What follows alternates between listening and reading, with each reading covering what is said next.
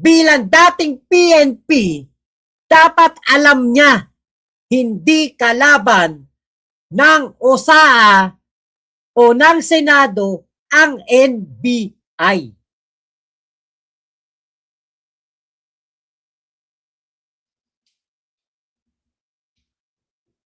Ano yung sinasabi mo? Alam nyo na kagad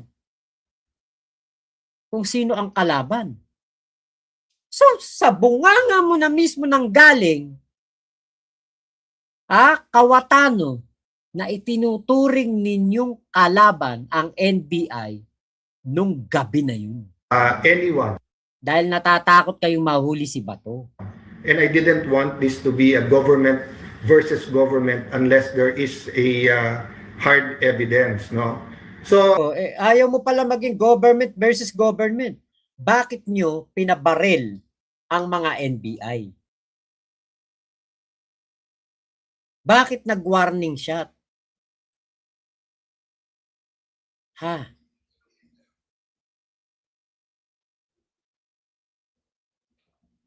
Alam nyo naman palang government yun nandoon, NBI. Buti sana kung nagpakilala, sindikato kami.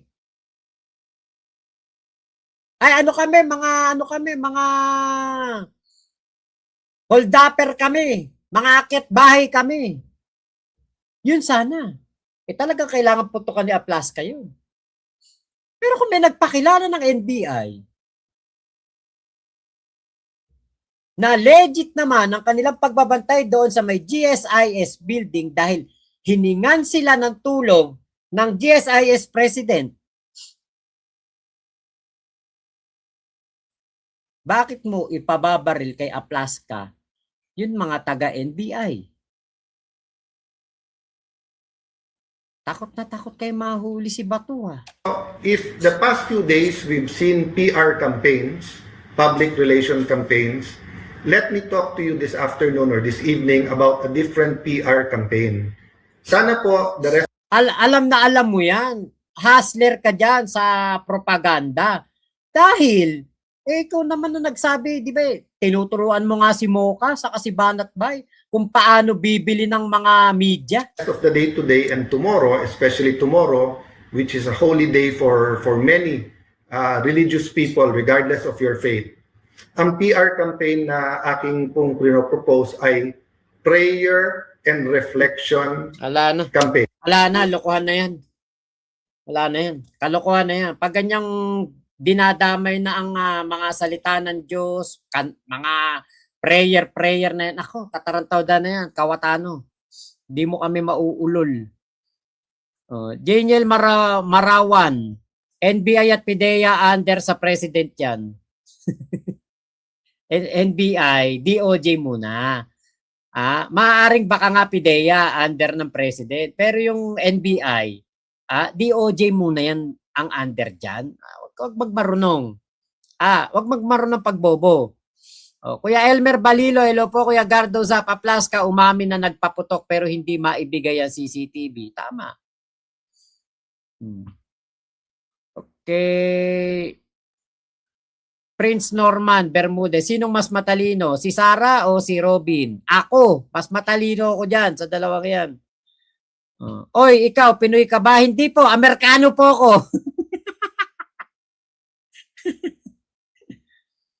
No one is above the law. Ayun, Kawatano, Florence Sabado. Kuya Gardo Zap, Tracy Judas ng Senado yan. Jonah Archie TV, tama. Okay, Ate Agnes, simple kasi bakit di nila isinuko ng maayos? Di yun parang eksena sa pelikula ang nangyaring kaguluhan sa Senado. Ayun nga po eh. Tamara Tamtam, isang tabi muna natin ang Makamarcor or Duterte. Kailangan natin pagkakaisa dahil harap-harapan na ang kurakot. Kaloka kayo.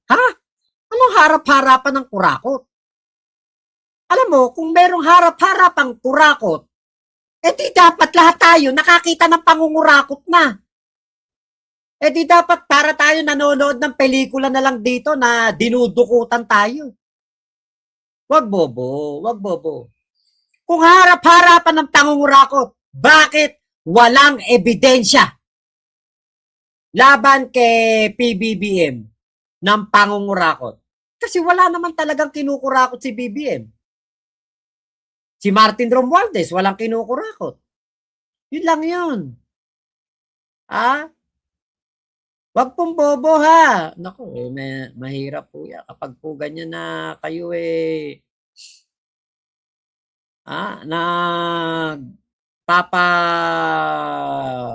kayo mga nagpapapansin dito at kayo po ay gumagawa ng kabobohan dito, andyan po ang mga tagapalakol ng mga bobo. Ay, nako talaga. Ngayon, eto mga tropa pips ko. Grabe na po talaga itong nangyayari sa Senado. Parang habang tumatagal, hindi na siya mukhang lugar ng paggawa ng batas Parang nagiging hideout na ng mga magkakaalyado sa politika. At parang nagiging mental hospital na to. Kasi katulad niyan, yung 13 Judas, parang mga nasisira na ulo. At ito hindi na to simpleng issue lang tungkol kay Bato de la Rosa. Mas malaki na po yung mga katanungan na namumuo dito. Mas lalo nang nagiging questionable po ang mga senador ngayon. Yung 13 Judas. Kasi po, ang usapan po ngayon, pantay pa ba ang batas sa Pilipinas o depende kung sino ka? Kaya isipin nyo po kapag ordinaryong tao ang may warrant, automatic hulihan agad yan. Walang protective custody syempre. Walang VIP room, walang Senate protection, walang bodyguard ng gobyerno.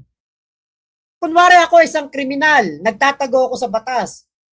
Punta ako ng Senado. Tingin nyo, poprotektahan ako ng Senado? Bibigyan ako ni Marco Beta ng protective custody ng Senado? Siyempre hindi. Bakit? Sino ba ako? Pero dahil si Bato de la Rosa, kaalyado nila, pinrotektahan nila.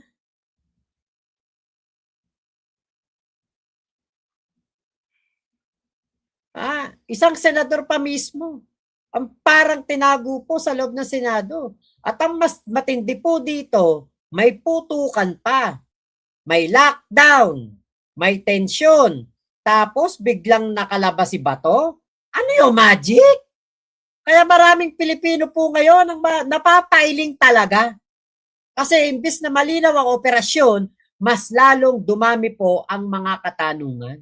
Bakit may barilan? Bakit parang may diversion? Bakit madaling araw inilabas si Bato? At bakit parang lahat ng kaalyado niya, todo depensa kagad? Aminin po natin, sobrang pangit tignan nito sa publiko. Kasi ang dating tuloy ngayon, parang may sariling batas ang mga makapangyarihan. Ano yun, kapag senador, pwedeng hindi ipahuli, pero pwedeng patakasin?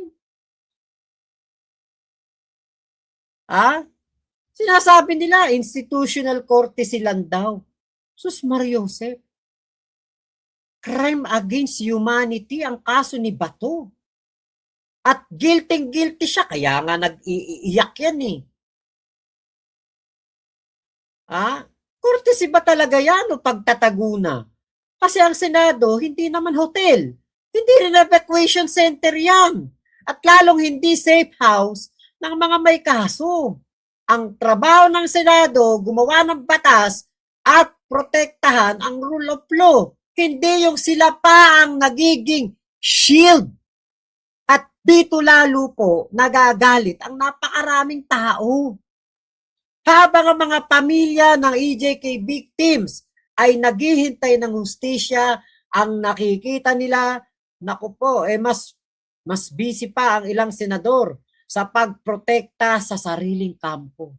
Kaya tuloy yung dating band of brothers, unti-unti nang nagiging band of bandits sa mata ng publiko. At syempre po, naku, nandyan na naman yung mga anti-PBBM vloggers at trolls. Ang bilis nila gumawa ng script. Inaapi daw. Political persecution daw. Martir daw. Meron bang inaapit, merong pinopolitical persecution at martir na after bumoto para mapalitan ng Senate President, bigla magtatago? Ah? Pero tahimik sila no, sa pinaka-importanting katanungan. Bakit kailangan tumakas kung walang dapat ikatakot? Ayun ang hindi nila masagot-sagot. Kasi kung talagang malinis, bakit para may extraction operation na nangyari? At ito pa matindi, nadawit pa pangalan ni Robin Padilla Bobo. Siya raw kasama ni Bato nung umalis ng madaling araw. Ngayon tuloy, mas lalong uminit yung issue. Kasi hindi na ito simpleng pakikisama. Ang tingin ngayon ng marami, possible obstruction na, possible shielding na, possible coordinated escape pa. At syempre, yung eksena ng putukan, piruin mo 27 rounds daw ang pinaputok, 27? Para saan? Para pigilan ng NBI? Di ba kakampi nyo dapat ang NBI dahil gobyerno din kayo? Oo nga, sinasabi mo kawatano. Merong 3 branches ang gobyerno. Pero di ba, sa legislative, di ba dapat nakikipag-coordinate kayo sa executive?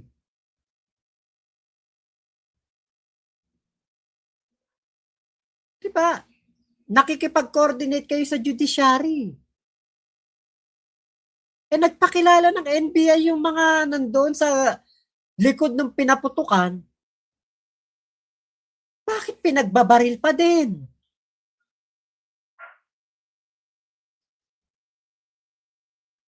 So malinaw na malinaw dito, tayo ang kumalaban sa NBI.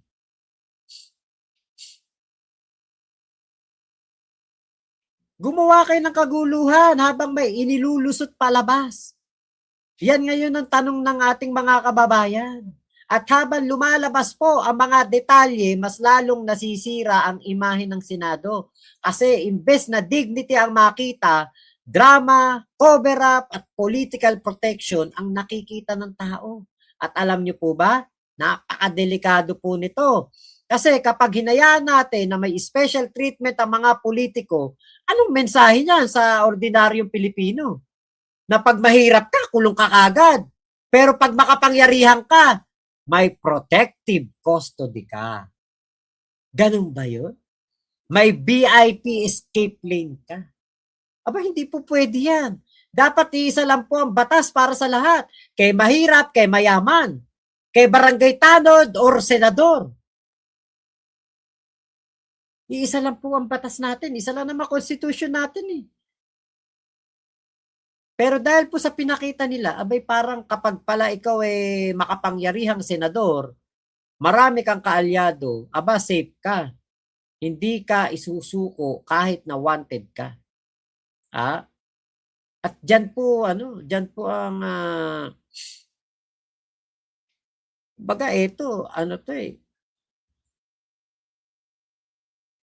napaghahalata talaga. Kaya saludo pa rin po ako kay PBBM at sa kanyang administration. Dahil pinapakita nilang walang untouchable sa totoo lang. Kahit anong yaman mo, pag may ginawa kang kasalanan, katulad ni Kibulok, kita nyo, nahuli. Si Digong, nahuli. At dyan po galit na galit ang mga anti-PBBM ngayon. Bakit? Kasi yun na namang isang luka-luka nilang vice-presidente na gumawa po ng pagnanakaw sa kaban ng bayan, ayaw nilang parusahan. Kaya nga kapag hanggang ngayon, DDS ka, bobo ka. Bakit? Parang ang dating, ang mga Duterte gumawa ng kasalanan, ayaw nyo maparusahan. Kasi sabi nyo, tapang at malasakit. Magaling si Digong. May magaling ba na napakaraming pinapatay na Pilipino?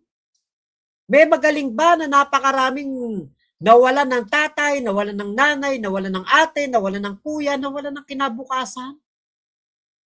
Magaling ba yon?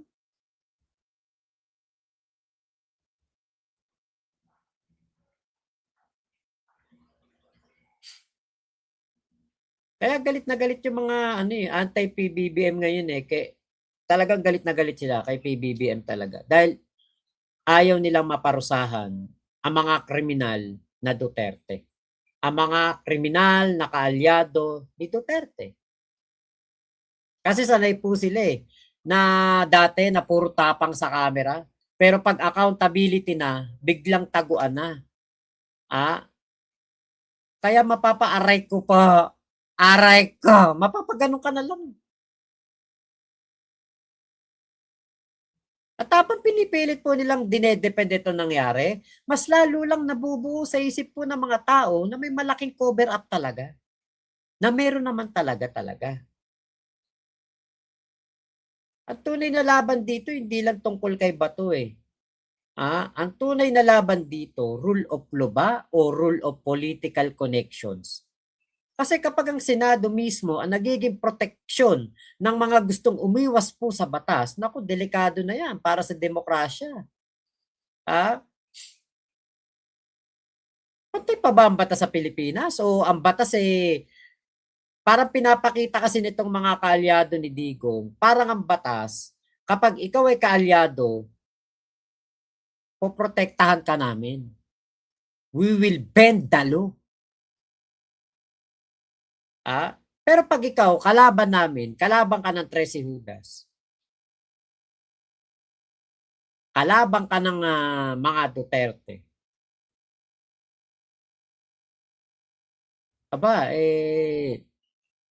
makakakuha ka ng VIP treatment sa Senado.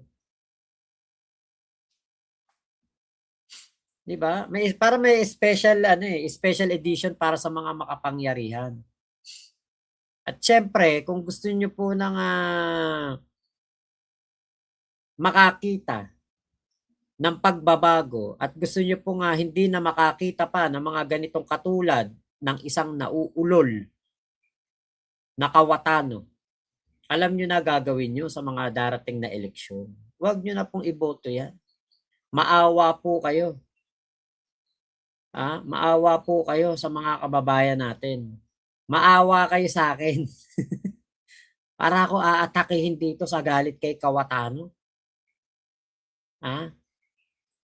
Parang gusto kong dukutin sa sa live niya. Tapos pipitikin ko yung ilong, tas bubunutan ko ng buhok sa ilong, tas papanguya ko sa kanya. Parang may kilala akong nagsasalita ng ganun Dapat ikulong din si Alan Hudas. Tama. Marco Polo umiiyak, tumatawa. Kuya Henry, nabasa ko kanina yan. Huwag mo na ulitin, okay? Dapat hulihin si Bato sa klaw ng RA 9851 tonight, Sir Mac. Ayun nga po. Dito yan ikulong sa kuta ng Kuya Blink Hernandez hanggat may salot na DDS, mananatiling lugmok ang mga Pilipino. Yun nga po ang nangyayari. Ate Agnes, biro mo, nagkakagulo sa Senado, nagputukan, di na malaya, nakatakas na pala si Bato. Nagpuputukan nga daw kumakain sa buffet. No to Judas 13, DDS Criminal Senators Block. Luz Carino, si Cayetano ang head sa DDS, yun nga. Kuya Jaril, kitang-kita talaga, Mac. Kuya Henry, ang bilis talaga ng bro ko. Nakikita ko tulin Yan ang maganda. Diba? Isa ko yung mga bobong DDS. Everest, malasakit pala yung pinapatay ang mga Pilipinong biktima sa sindikato sa drugs at naging economic advisor pa sa Malacanang ang isang Chinese drug lord. Yun nga Galit na galit din si Sara Puday kay Kawatano, baka mabato niya ng laptop. Marco Polo talaga magagalit kasi biruin mo, dapat kasama na ni Digong ngayon si Bato doon sa The Hague. Kaya si Digong walang kasama, malungkot. Ate Ayumi, hello po. Kuya Jaril, ganyan talaga, mahilig kumampi sa mga kriminal. kay Everest, hindi sana bistados na drama lang ang nangyayari sa Senado kung di nila pinatakas si Bato. Tama po. Kahit ano gawing paliwanag ni Alan Peter Cayetano, ang nangyari sa Senado ay isang napakalaking script, isang napakalaking pelikula na dinirect o ang director ay si Alan Peter Cayetano. Bakit? Nakatakas si Bato eh. Buti sana kung sasabihin niya yung mga ganyang salita. Tapos si Bato nasa loob pa rin ng Senado. Aba, isipin ko talaga magaling si Alan Peter Cayetano kasi pinoprotektahan niya talaga si Bato na hindi makatakas. Elliot de la Cruz, hello po. Okay, Wilbert Milan, ayan. Not to Judas 13, Everest, walang hiya lang kaya gumawa ng ganitong kagaguhan sa Senado. Kaya nga nakakadismaya talaga yan eh. Sana daw ba si Bato? Siyempre, saan ba magtatago yun? Siyempre, Davao na yan. Everest, dapat inalik mano-mano ang botohan. Kapag hindi mananalo ang mga politiko, makachekwa kung automated ang gagamitin. Okay. Ano yun? Utro din tong si Chang Aimi. Baka kunpod. Ate May Noble, hello po. Ate Agnes, ayan, tama ka, Marco Polo. Katukayo, wala ba balita sa mga Tweety Bird nyo? May usap-usapan daw na sa INC compound si Cotton ba to? How true ito? Wala pa naman pong confirmation kasi wala naman nakakaalam talaga kung sino ang nagtatago ngayon kay Bato. Akala ko pa naman matinong senador si Senator Legarda, doble cara din pala siya. Na rin yata. Nagiging krong-krong na din siguro dahil yung anak krong-krong eh.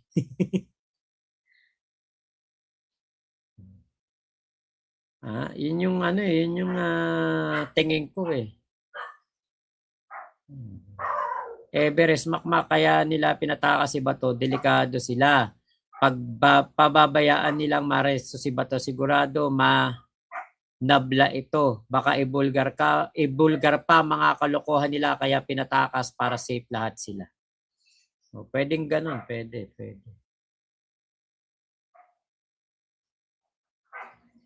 Kakalungkot lang din kasi kala natin ay magkakaroon na ng hustisya itong mga kababayan natin na naging biktima ng EJK.